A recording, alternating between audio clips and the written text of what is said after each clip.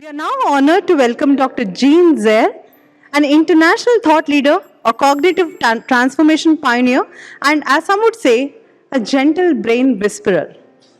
Dr. Zehr is here to recap yesterday's pre-summit workshop and talk about rewiring your brain. Very honored to be back with you today. It has been a glorious experience to be with you. I want to dedicate today's little talk to my husband. His name is Pastor Rick Zehr. He's at home holding the fort and is a tremendous support to me. And I can be here because of his love and support for me. So, Rick, thank you. Cognitive skills for diverse learners, the missing piece. Traditional education is focused on academics, tutoring, behavior modification, medication, and many kind of wonderful therapies, which I all support, occupational, speech and language, art and music therapy. But the cognitive revolution has begun. We now know that there is a need for students to learn how to learn, not just what to learn. We've been very good with the what to learn, but can we kick in now the how to learn? So with the right workout, good changes can happen.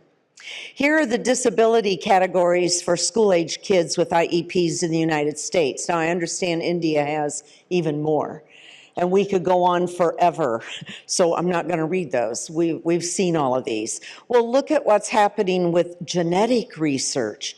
This is just one screen of many of genetic disabilities that have been identified. And as the founder and director of the MindCap Center in my home city of Fort Wayne, Indiana, we have worked with many of these children that were born with a genetic difference or condition. And sometimes it can cause some pretty serious challenges in life. This is Kanmani I introduced to you yesterday, who a year later I come back to her school at Alpha and Omega, and the one thing she remembered about me was that I taught her that the brain can change. That was the first thing she said. And I'm like, what a beautiful thing that she remembered that. So is it time for change? You bet. The research on ADHD is changing dramatically. April 13th, just 2 months ago, an article in the New York Times by Paul Tuff, who's done a lot of research in the education field, said the experts have been wrong. Let me know if you'd like to read this article. Sarab, I can get it to you to put on the resources. And that medication is not the answer. Maybe we went down the wrong path. You think? Amazing. So a fabulous article. There's 3 other new ways of considering ADHD. I can get you this research as well. Contributed by Daniela Zamboni from Brazil and Vicki Snyder, an OT at my MindCap Center. There are 3 types, and you may have experienced all of these. Have you had a day when you've thought, if somebody gives me one more thing to do, I'm going to lose it? Right? Yeah, we've all had those days where we have an overload with details, or we have a weakened quality of details. Our input isn't very good. We're not getting things in very well. Or we struggle to keep several sources of information simultaneously in mind. Have you not all had a day like that? Well, imagine if you're 10 years old and every day is like one of those. And so that's the research that Daniela and Vicki have identified in their article, which I think you would find interesting to read. And we've all agreed that medication is not the answer. The brain can be rewired to learn how to focus, even at our age. We can have our brain rewired. I want to read this quote from their article. Purposeful, structural, cognitive modifiability occurs with clear-cut targeting of what needs changed, activating and stimulating specific cortical brain functions with a high level of repetition and intensity, using specific tasks and mediation by the professional. This approach requires time, effort, and precise activities and is powerful for changing behaviors in an individual and affecting the neurosubstrata itself. So you can see they've done their homework, right? And we now know that these activities, like the Feuerstein method, can help do that rewiring. Now, anything that brings your brain challenge and novelty. Will you raise two fingers for me and repeat after me? Challenge and novelty. One more time. Challenge and novelty. Neurons sprout new dendrites when those two conditions are there. What are they? Challenge meaning, okay, this is a little bit difficult for me. Not so hard you want to curl up in the corner and cry, but just, this is going to be difficult. This is going to be a challenge.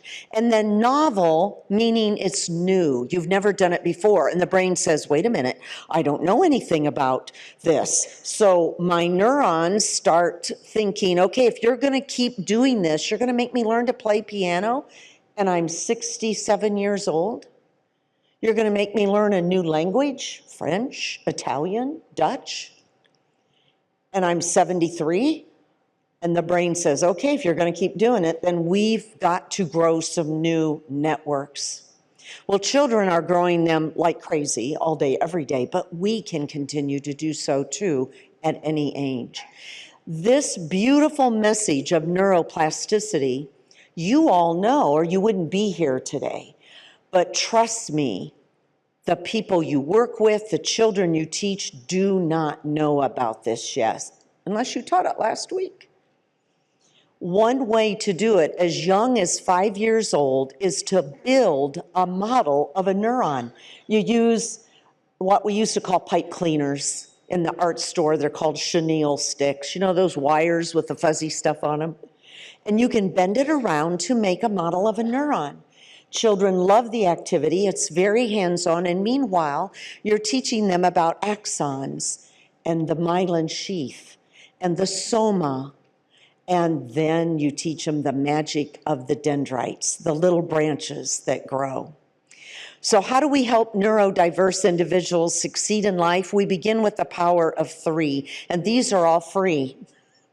And you've got it after today. The belief system, which I think you've got a really good dose of that from all the fabulous speakers that I've heard already and that we're going to hear yet today and tomorrow. The belief system. I've got to believe that this child can change. I've got to believe that I can change. And then to know there's 28 cognitive functions. We could also call them thinking skills, thinking actions. And when we know those, we now have language for helping the brain change. And then mediated learning experience, so beautifully outlined and defined by Reuben Feuerstein. He didn't invent it. He just recognized what you do already.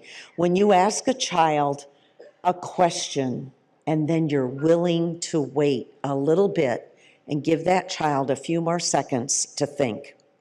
So what do I believe? That number 1, can children be changed? Well, yeah, it's easy to say yes, but how about this child?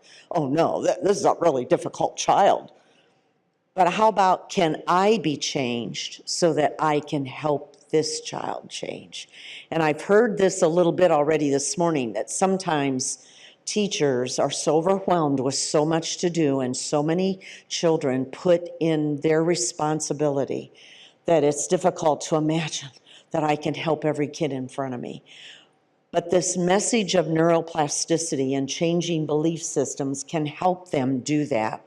The belief in structural cognitive modifiability, the theory that launched Reuben Feuerstein and then proven correct by neuroscience by about the year 2000. Number 2, these cognitive functions, 28 thinking skills, can be developed, can be caught and taught. First, you have to know them. And they're easy to understand and they're easy to learn. There's quite a few of them, but it doesn't take long. As you invest time and you realize this is such a valuable thing for you to know yourself as well as the children you teach. And then number 3, this concept of mediation, that was new to me. If I go back, this is my 50th year in education. Whew, I've been around a while. 50 years. And when I met this method of Reuven Feuerstein's, I'm like, oh, mediation? Okay. After I understood it better, I went, okay, I think I understand what it is, but I didn't do it. I was really good at direct instruction. I was really good at lecturing and teaching children, but to provide wait time and to develop my asking thought-provoking questions and then listening. What's the answer? What did the child say back? That shapes my next question. And so that is a very special dance that I will honestly tell you took me a few years to perfect, but I'm glad I took the time to do it. 3 really good questions that you can learn. What do you see? What do you think is the problem? And what's going to be your plan? Now, those 3 questions could take a few seconds, a few minutes, or a few days, depending upon the challenge or the task that's in front of the child. But work your way through each question slowly until you're sure the child is ready to move on to the next one. And then we want to put that into their repertoire of self-mediation. What do I see? What do I think is the problem? Now, what is going to be my plan? How do I start? What's my strategy? The Feuerstein method can be developed in teachers and students with this powerful belief system, learning 28 cognitive functions, and learning the mediated learning experience, how to ask good questions. That's kind of the core of this whole method. So I went really fast through that because I know we're kind of behind time-wise, so I gave you a fast overview of that.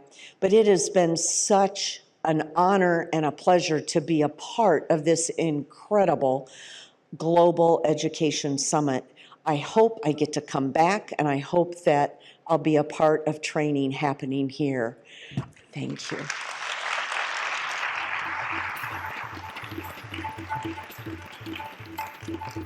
Thank you so much, Dr. Zehr. Your insights are not only scientific, they are soul-affirming as well. We now invite Dr. Onita Nakra, please ma'am, to felicitate Dr. Zehr with gratitude, admiration, and an applause from every neuron in this room.